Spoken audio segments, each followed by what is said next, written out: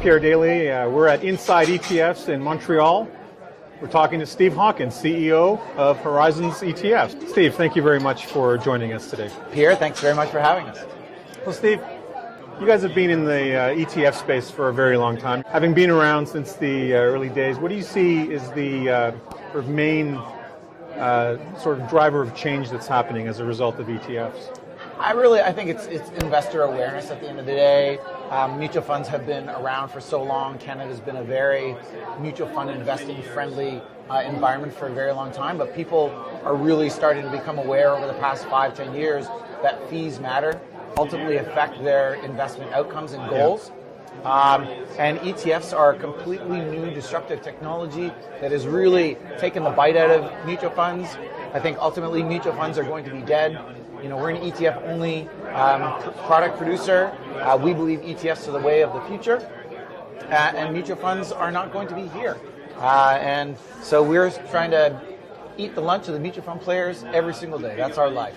I mean, there's a lot of upheaval in the industry. I mean, it's been an ongoing sort of ordeal for advisors, or at least for the traditional advisor of the past, where there was a lot of mutual fund business, and then ETFs came into the picture, and then not only, I mean, ETFs have also been a big driver of cost reduction, but it's also putting pressure legislatively.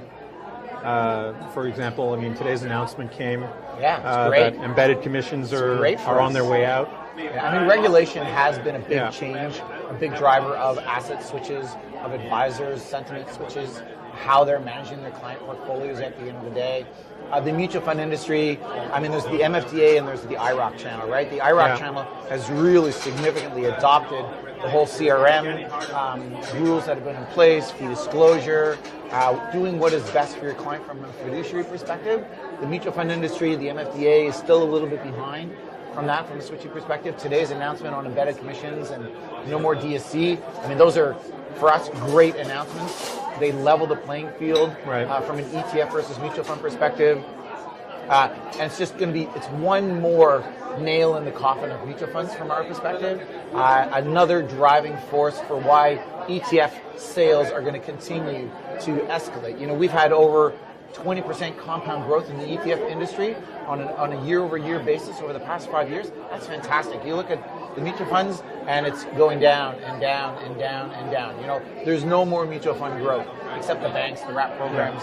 But the independent mutual fund companies are very, very unhappy with the way things are going, so they're joining the ETF space. Every single one of the big mutual fund companies now either has acquired or is offering ETFs themselves now. Yeah, it's the way of the future. What are your thoughts on all of the new entrants? I mean, you're talking about it. So, it's increased competition.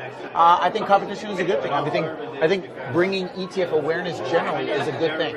And the more people out there that are banging the drum, I think is really good for the industry.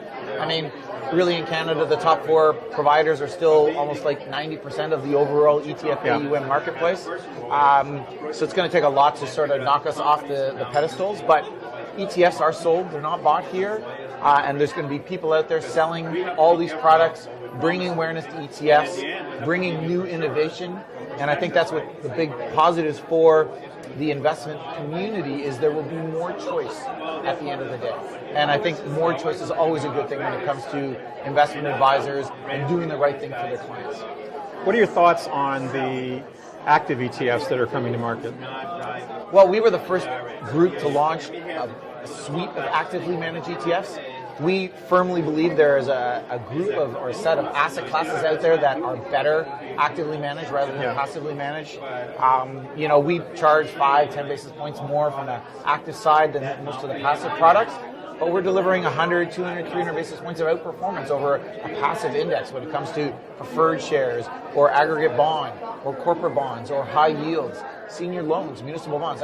Most of those are fixed income, but they're really opportunities for active management to play a very, very strong role. You know, we were the first to launch an actively managed preferred share ETF.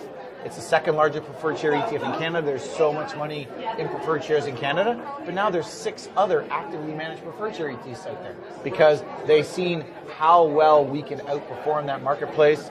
We're doing well from a sales perspective, so you have more competition selling competitive products like ours. Yeah. So now you guys innovated. You guys were the first in the market with a marijuana ETF. How's that going?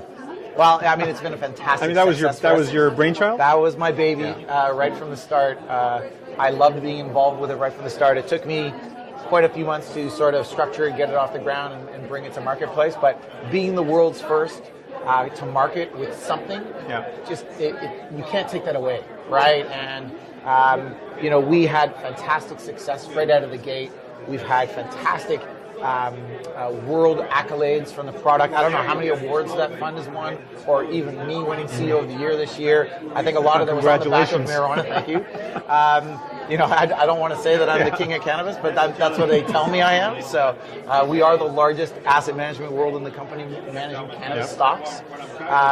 It's been a lot of fun, and I think all of the negative connotations that go along with marijuana are really going away, especially with the new legislation that was just passed. That was big news 2 days ago. Recreational is here to stay on a going forward basis. Marijuana is no more on this black market, under the table type of thing. This is going to be tobacco or alcohol sold over the counter. Yeah. I think it's, there are so many medical benefits to using marijuana for different personal reasons. Marijuana is here to stay. It's a new sector. It's evolving every single day. The number of companies that are available to us from a capital markets perspective grows every single day. And it's just so much fun to oversee a basket of marijuana stocks and be involved with these companies, know what's going on in this marketplace, and having fun when it comes to talking to you and saying, "What about marijuana?" And now we can talk about it so openly now. I know. Now we filed a prospectus and we're looking to launch leveraged and numerous leveraged marijuana. So that's going to be, again, an evolution of the capital markets when it comes to new sectors. I don't know what other new sectors are out there behind the scenes, but this one's been fun. You've brought to market an AI fund, an AI ETF. Yeah. Can you talk about that? Absolutely. So Horizons MIND is the ticker symbol. Great ticker. We came to market in the fall last year.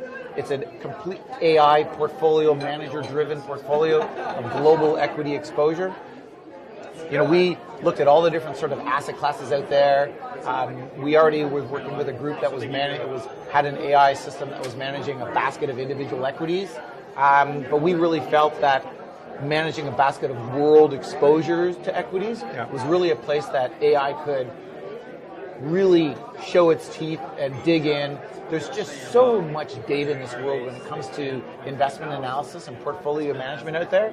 And when you can have an AI system analyze all of that information so quickly, make unbiased decisions purely based on its own technical learning, and it can adjust those decisions on a going forward basis as it continues to learn. It took us about a year to backtest the technology to teach it what was the difference between a cat and a dog first, before we could teach it how to actually manage a portfolio of global equity exposure. So it's been great so far. It's been a lot of fun. It's showing out performance. It's showing exactly what it can do.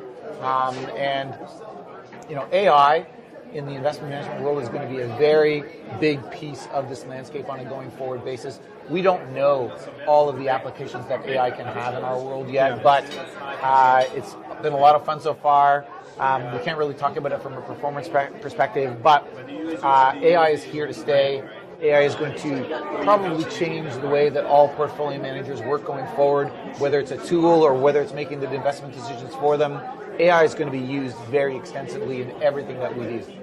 Did you ever imagine, did you imagine 3, 4, 5 years ago that you'd have AI and marijuana at the Honestly, same time? No, we did not. I think the ETF industry is changing every single day. You have to adapt with it. One of the things that we've done is we've really looked at the marketplace, looked at what people want, talked to our clients at the end of the day, and we like to be first to market. We like to be forward thinking. We need to innovate, and Horizons has always been at the forefront of innovation. We are not a Me Too ETF provider out there, and it really is important for us to sort of lead the way, both push the boundaries from a regulatory perspective and a product perspective out there. So, and we're, again, having fun doing it. And if you're not passionate about ETFs, if you're not passionate about working at Horizons ETFs, then there's no reason to be there. But everybody that I work with, my team of people, I love my team, hardworking, passionate people about ETFs. Steve, it's great to meet you, and it's great to see you here at Inside ETFs. Pierre, thank you very much for having me. My pleasure. Thank you.